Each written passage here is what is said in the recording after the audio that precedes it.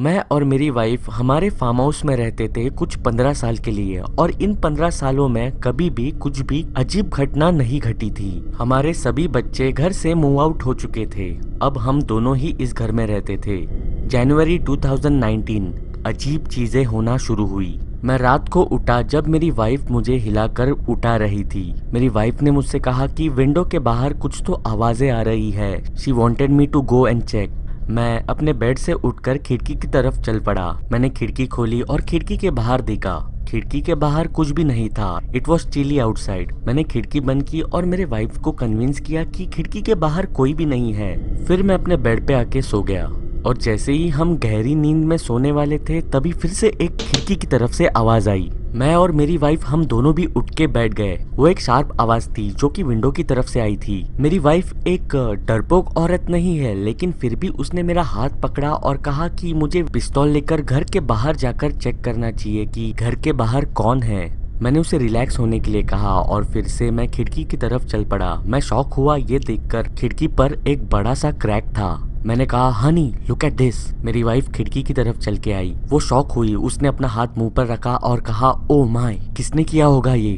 हम दोनों को भी कोई क्लू नहीं था। मैंने सोचा कि प्रोबेबली कोई बड़ा जानवर होगा। अगली सुबह मैं अपने उस खिड़की के बाहर गया इंस्पेक्ट करने के लिए। खिड़की के इर्द गिर्द कोई भी फुटप्रिंट्स नहीं थे, बल्कि कोई भी स्ट्रेंज एक्टिविटी हुई हो ऐसा कुछ भी नहीं था। So we moved on to the next night. उस रात बारिश हो रही थी। मैं और मेरी वाइफ हम हमारे रूम में अपने बेड पे सो रहे थे। तभी फिर से हमें खिड़की की तरफ से आवाज आई। वो आवाज किसी के सांस लेने की थी। सांस जैसे चढ़ी हुई सांस। बाहर बारिश हो रही थी लेकिन फिर भी वो आवाज क्लियरली सुनाई दे रही थी।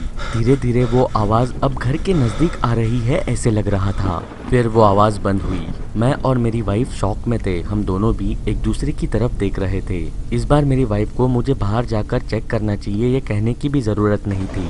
मैंने बेड से पिस्तौल निकाली और मैं रेनकोट डालकर घर के बाहर निकल पड़ा। मेरे वाइफ ने हमारे बेडरूम की लाइट्स ऑन की। वो लाइट से मुझे दिख सकता था कि मेरे खिड़की के बाहर स्क्रैप्स के निशान थे। वो एग्जैक्टली क्लॉ मार्क्स की तरह लग रहे थे। मैंने नीचे मिट्टी की तरफ देखा तब मैंने नोटिस किया बड़े फीट मार्क्स को। वो बहुत ही ज्यादा बड़े फुटमार्क्स थे। वो फुटमार्क्स मेरे खिड़की की तरफ आके रुके, फिर उसके बाद टर्न होकर जंगल की तरफ चल पड़े। मैंने उन मार्क्स को एनालाइज किया। ये शायद से किसी फुट या फिर शूज के मार्क्स नहीं थे, या फिर कोई ऐसा जानवर जो कि मैं जानता हूँ उसके फुटमार्क्स भी नहीं थे। ये ऐसे मार्क्स थे जिनके हाथों या फिर पैरों पे क्लॉस थे। क्लॉस यानी कि बड़े नाखून, काफी ज्यादा बड़े नाखून। हमारे यहाँ ब्लैक बियर्स भी नहीं थे। 15 साल हो गए, मैंने तो कोई ब्लैक बियर को नहीं देखा था। तो वो मार्क्स कोई सेंस नहीं बना रहे थे। मुझे सडनली अपने घर के बाहर काफी अनकंफर्टेबल फील होने लगा। मैं भागते हुए अपने घर के अंदर गया। मैंने अपने पत्नी से कहा कि बाहर शायद एक बड़ा जानवर है और हम अपने घर के अंदर रहेंगे तो हम सेफ रहेंगे। हमारे खिड़कियों पर पर्दे नहीं थे। हमें किसी से प्राइवेसी नहीं चाहिए। हमारे घर के प्रॉपर्टी पे कोई आता भी नहीं था। एट द मोस्ट मैं अपनी वाइफ को सोने के लिए कह सकता था और हमने वही किया। उस रात वैसे तो कुछ भी नहीं हुआ, लेकिन अगली रात चीजें खतरनाक होने लगी। मैं शायद रात के कुछ 3 बजे उठा। मेरी वाइफ सो रही थी। मैं उठकर बैठ गया ये सोचते हुए कि शायद मैंने कुछ सुना होगा इसलिए मेरी नींद खुली होगी। रूम के अंदर काफी ठंड थी।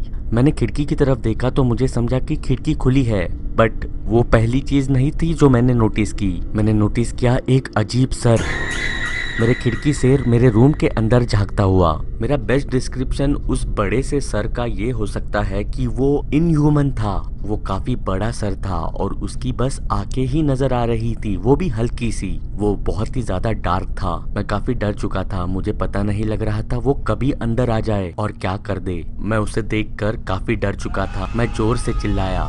मैंने अपने बेड से पिस्तौल निकाली, लेकिन बाय देन वो क्रीचर मेरी खिड़की से गायब था।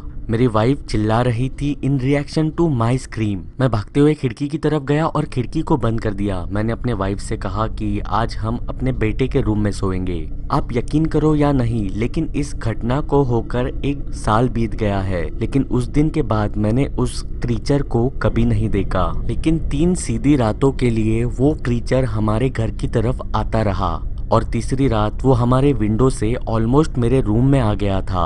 मुझे पता नहीं अगर वो विंडो से अंदर आ जाता तो क्या करता।